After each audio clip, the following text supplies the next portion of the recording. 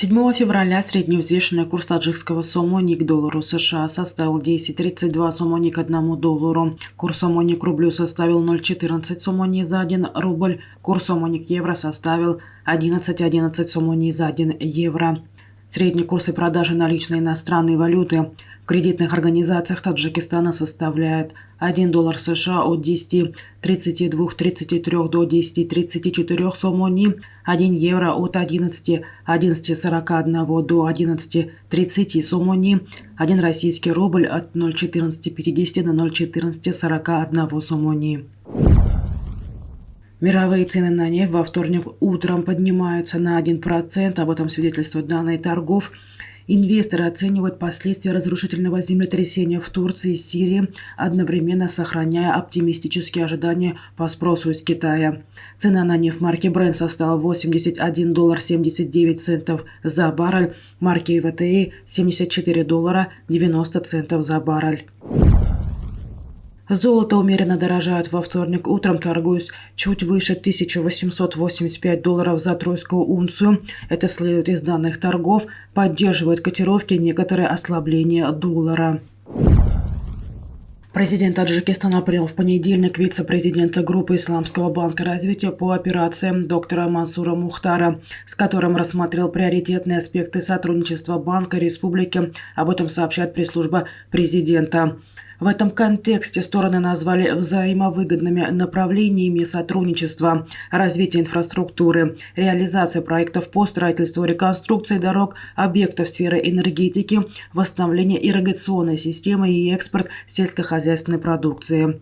Также собеседники обсудили вопросы сотрудничества в направлении разработки и реализации стратегии партнерства между Таджикистаном и Исламским банком развития, необходимость финансирования мер по восстановлению постпандемического кризиса, снижению влияния внешних факторов на экономику Республики Таджикистан.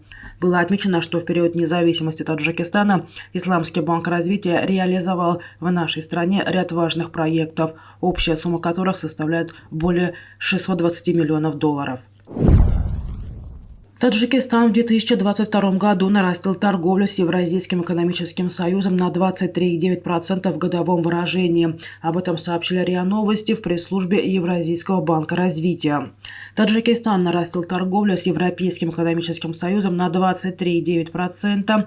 Так, на ЕАЭС приходится 44% объема внешней торговли Таджикистана, что на 3,1% больше уровня 2021 года. ЕАЭС занимает 51,1% в импорте Таджикистана и 27,1% в экспорте, сказал представитель пресс-службы. По его словам, объем торговли с ЕАЭС увеличился в 2022 году на $622 миллиона, составив 3,2 миллиарда долларов.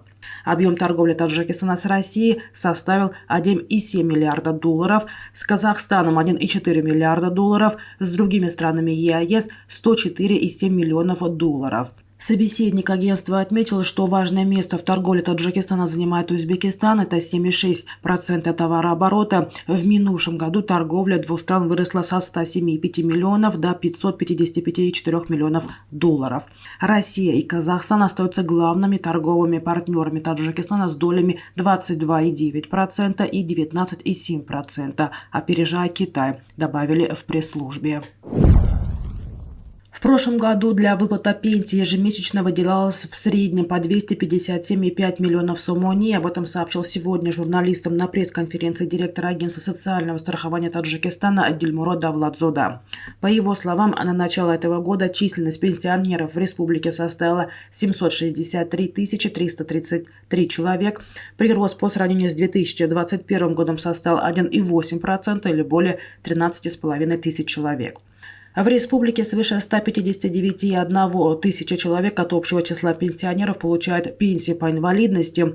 По сравнению с годом ранее их количество увеличилось более чем на 1,3 тысячи человек или на 0,9%. Их средний размер пенсии составил 325 сомони. Отмечено, что в прошлом году на выплату пенсии направлено более 3,2 миллиардов сомони.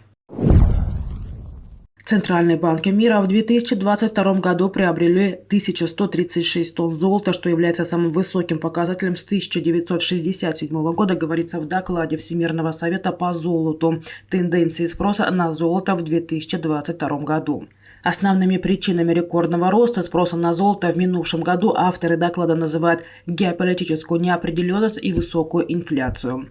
В докладе отмечается, что наиболее активными покупателями золота в 2022 году стали страны Ближнего Востока – это Египет, Катар, Ирак, Объединенные Арабские Эмираты и Оман. Также отмечается высокий спрос к главному металлу в Центральной Азии.